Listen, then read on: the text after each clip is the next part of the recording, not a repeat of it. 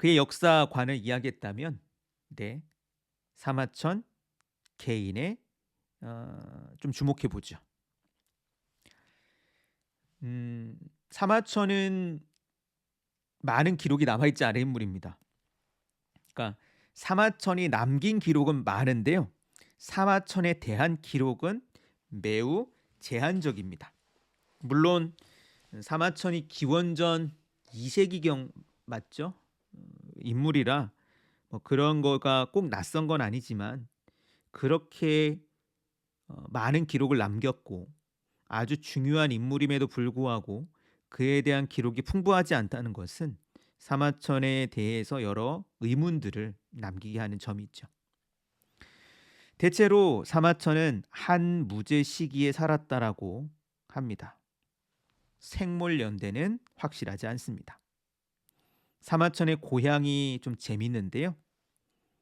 이름이 재밌습니다. 용문이라는 지역에서 용문은 저도 이제 나중에 이제 곧 중국 여행 비자가 풀린다잖아요. 이제 가보고 싶은 곳 중에 하나입니다. 황하가 이제 아주 거칠게 흘러가는 곳이래요. 근데 이 황하의 거친 물살을 거슬러 오르는 물고기들이 종종 있답니다. 그리고 전하는 이야기에 따르면 이 물고기가 물살을 거슬러 올라가면 끝내는 용이 된다는 이야기가 있죠. 황하의 거친 물살을 거슬러서 용이 되는 물고기. 바로 이 용문은 등용문 고사가 있는 곳입니다. 등용문은 용문에 오르다라는 거죠. 여기가 바로 사마천의 고향입니다. 사마천의 이 생애를 생각하면 되게 그 적절한 곳이라는 생각이 들긴 합니다. 사마천은 어려서부터 읽고 쓰는 훈련을 합니다. 아마도 그것은 아버지가 일찌감치부터 이를 아주 훌륭한 역사가로 키우고 싶었던 게 아닌가 싶습니다. 그리고 사마천이 청년이 되자 아버지는 멀리 여행을 보냅니다. 직접 나라 곳곳을 돌아다니면서 역사적인 유적지를 찾아보고 돌아보라라고 한 거죠. 그렇게 사마천의 아버지 사마담은 아들 사마천을 훌륭한 역사가로 키우고 싶었습니다. 자, 근데 아버지에게 큰 불행이 닥칩니다. 한무제는 강력한 권력을 손에 쥐고 이 봉선 제사라는 걸 치르려고 했었어요. 봉선이라고 하는 건 무엇이냐? 천자, 즉 황제가 하늘에 지내는 제사입니다.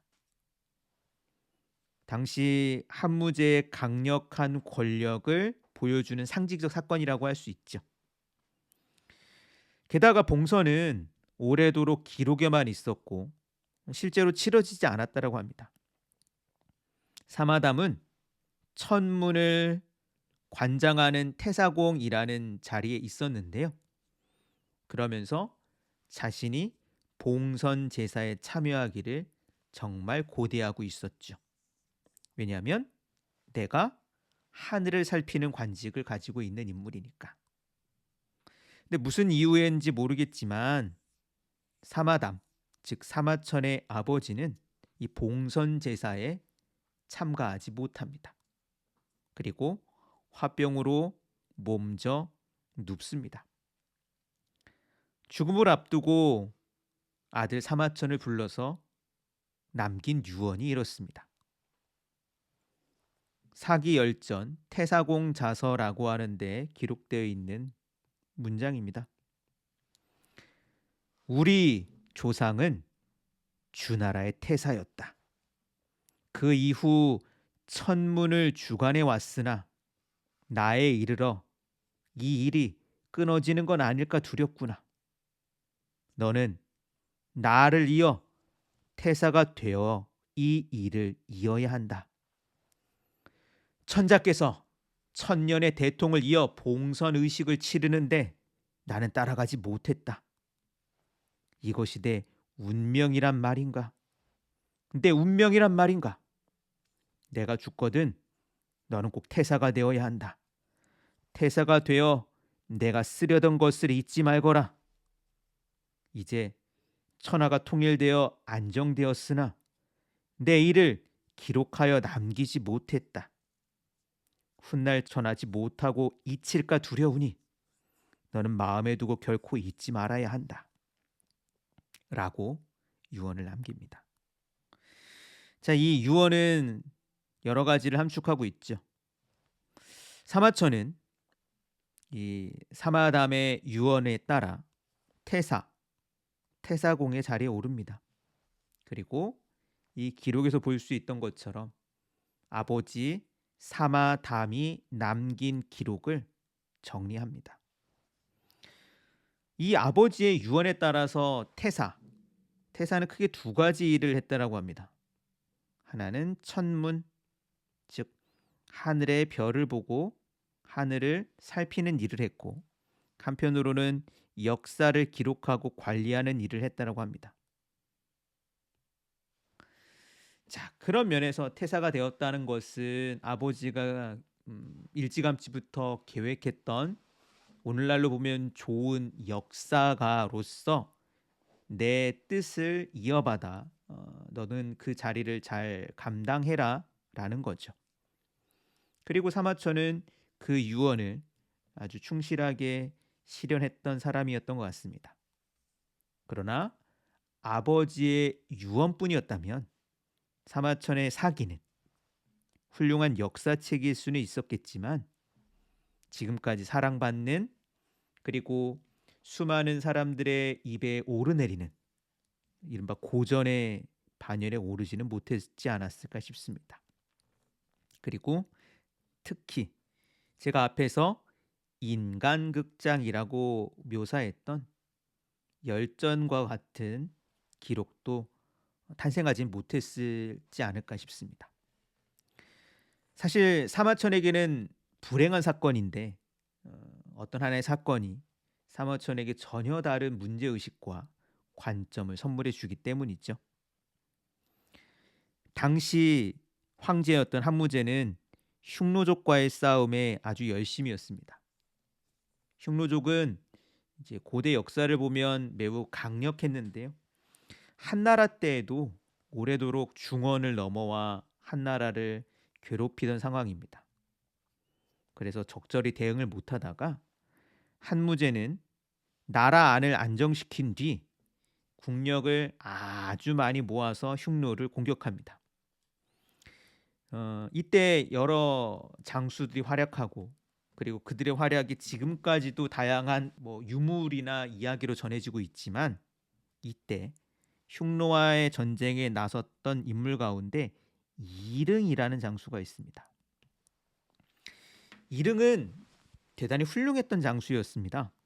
근데 이 흉노를 맞아 중과부적, 너무 병사가 줄어들고 적이 너무 많아서 결국은 패배하고 포로가 됩니다. 근데 이 소식이 전해지자 문제가 생깁니다. 한무제는 크게 화를 내고 그의 남은 가족에게 형벌을 내리려고 합니다. 이때 사마천이 눈치 없게도 앞장서서 그를 변호하죠. 나름 사마천의 입장에서는 자신이 이릉이라는 장수를 변호해 준 게 이유가 없지는 않았습니다. 첫째, 사마천은 이릉이 그렇게까지 잘못했나 공감하지 못했던 것 같습니다. 이전에 쌓은 공이 있었는데 이 열심히 쌓은 공을 좀 생각해야 하지 않겠느냐라는 관점이었던 것 같습니다. 그러나 사마천이 결정적이에도 논리는 있었으나 황제의 마음을 살피지는 못했죠. 결국 사마천은 황제를 기망은 속였다는 뜻입니다. 혹은 약간 놀렸다는 뜻도 있기도 합니다. 그 이후로 옥에 갇혀서 사형을 언도받습니다. 사마천 입장에서는 매우 억울했겠죠. 왜 그랬냐면 일단은 자신의 진심이 알아주는 게 아니니까 그랬겠죠. 근데 더 중요한 게 있습니다. 훗날 전해지는 사마천의 기록을 보면 이름과 어, 어, 별로 이렇게 교류가 없었던 것 같습니다. 그래서 내가 그를 위하여 죽는다라고 하는 말하지 않았던 상황인 거예요. 사마천 입장에선 만약 내가 나의 어, 아주 친한 벗을 위해서 죽는다면 덜 억울했겠지만 사마천은 이릉이라는 장수를 제대로 알지 못했습니다. 억울하게도 갑자기 어떤 사건에 휘말려 버린 거죠.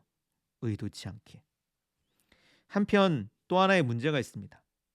아버지의 유업, 즉 역사를 기록하고 정리해라라고 하는 아버지의 유업을 마치지도 못했습니다. 이런 상황 가운데 주변의 신하들 아무도 자신을 변호해 주는 사람이 없었대요. 자, 그럼 그냥 죽어야 될까? 뭐 죽는 방법이 없진 않습니다만 다행히 당시에는 사형을 피할 수 있는 두 가지 방법이 있었답니다.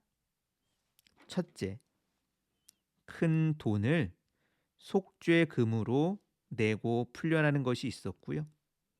둘째, 치욕스러운 형벌인 궁형을 받는 겁니다. 궁형이란 무엇이냐? 생식기를 도려내는 형벌입니다. 사마천은 돈은 없었고요.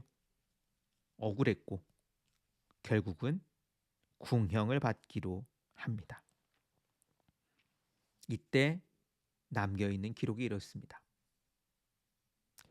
이것이 내 죄인가? 이것이 내 죄인가? 몸이 망가져 쓸모없게 되었구나. 시경과 서경은 마음에 담은 것을 드러낸 글이다. 옛날 문왕은 유리에 갇혀 주역을 풀이했고 공자는 진나라와 채나라 사이에서 고생하며 춘추를 지었다. 굴원은 나라에서 쫓겨나 이소를 지었고 좌구명은 눈을 잃어버리고 국어를 썼다. 손비는 다리가 잘려 병법을 남겼고 여부리는 촉으로 추방되어 여시 춘추를 엮었다. 한비자는 진나라에서 옥에 갇혀 세난 고분편을 지었다. 시경의 시 300편은 옛 성현이 발분하여 지은 것이다. 마음에 맺혀 있는 울겨를 풀 길이 없어 지난 일을 써 훗날을 생각했다. 사마천은 여러 인물들을 이야기합니다. 문왕, 공자, 굴원 등등을 이야기하죠. 어떠실지 모르겠지만 이 사람들은 매우 유명한 인물이고 이른바 사마천 시대의 고전을 지었던 사람들입니다. 사마천은 이렇게 이야기를 합니다. 이들 모두 고통 속에서 불후의 글을, 고전이라 할 만한 글을 남겼다라고요. 죽음에 몰린 상황에서 어떻게 할까? 사마천은 이 글을 쓰면서 이야기합니다. 나도 과거에 있었던 그들과 같이 그러한 사람이 되겠다라고요. 그러면서 이렇게 이야기하죠. 옛 성현들이 발분하여 글 썼던 것처럼 울결을 풀어내는 글을 썼던 것처럼 여기서 발분과 울결이 중요합니다. 발분은 마음에 끓어오르는 충동을 쏟아내는 글쓰기를 말합니다. 한편 울결은 마음에 엉켜있는 억울함을 풀어내는 글쓰기를 이야기합니다.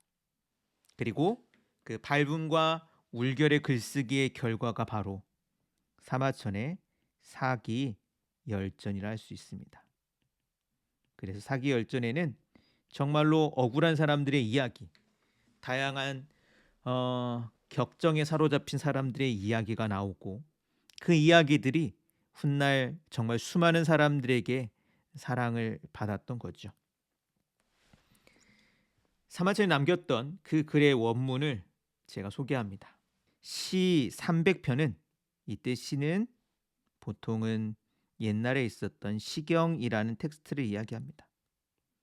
옛날 사람들이 지었던 시경이라는 이 글 300편은 대저, 지금도 쓰는 말이죠.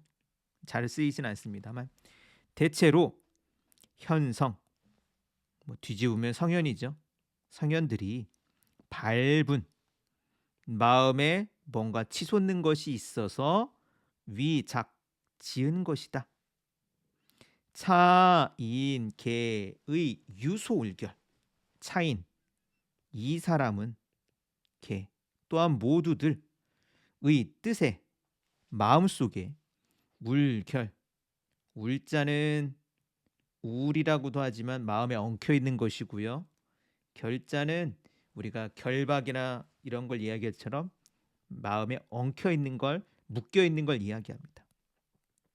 그런 게 있어서 부득 통기도, 그들의 뜻을 통할 수 없어 고술왕사, 지나간 일들을 술 적어서 사례자, 이후 훗날을 생각한 것이다 라고 이야기를 하네요.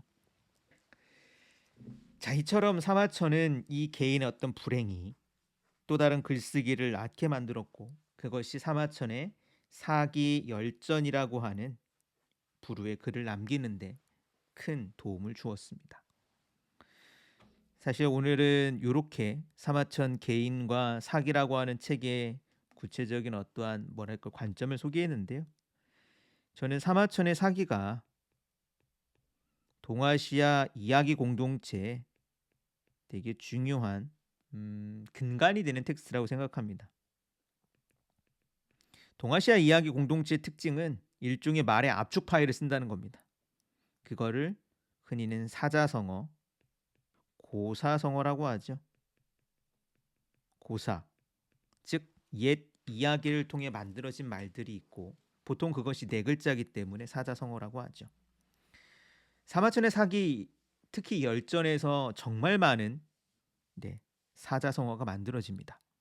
그리고 이 고사성어들, 사자성어들을 보시면 사마천의 말들에서 나왔고, 우리가 이 말의 압축 파일을 딱 할 때는 알게 모르게 역사적인 전통 안에서 사마천이 기술했던 아주 커다란 이야기를 전하고 들으면서 고사성어를 이용한다고 할 수 있죠. 그리고 또한 그 맥락 안에서 우리는 고유의 풍부한 의미들을 주고받습니다. 그런 의미에서 고사성어를 공부하신다면, 그리고 사마천의 사기 열전을 보신다면 더 재미있게 다양한 이야기들을 할 수 있을 거라고 저는 생각을 합니다. 그래서 오늘 진행했던 것과 조금 비슷하게 다음 주부터 7시 반에 진행을 하려고 하고요. 일단은 줌과 가능하면 유튜브 채널을 통해서 제가 사마천의 사기 이야기를 고사성어로 익히면서 이야기를 제가 소개하려고 합니다. 다음 시간에는 백이숙제 이야기를 원문과 함께 제가 소개하려고 하고요. 두 번째 시간에는 관포지교. 관포지교는 관중과 포수가, 특히 제나라 환공이라고 하는 인물의 킹메이커 역할을 했던 관중의 이야기가 재미있죠. 근데 그 두 사람의 관계가 아주 특수했기 때문에 관포지교라는 말이 남았습니다. 그리고 세 번째 시간에는 지피지기, 이 손무, 훗날 손자병법의 저자로 불리는 그의 활약이 있기 때문에 그 이야기와 병법가들을 소개하면서 지피지기 이야기를 해보려고 하고요. 그 다음 네 번째 시간에는 와신상담, 오나라와 월나라가 서로 복수하고 복수하는 이야기를 나눌 예정입니다. 그리고 5강에서는 이런 어떠한 권력의 암투 가운데 서로 눈치를 보고 첨예하게 대립하는 가운데 활약했던 한 명의 자객 이야기, 전제라는 자객의 고사를 가지고 어복장검이라고 하는 고사성어를 소개하려고 하고요. 마지막 6번째 시간에는 일모도원, 제가 아주 좋아하는 오자서라고 하는 인물이 있습니다. 그 인물의 이야기를 소개하려고 합니다.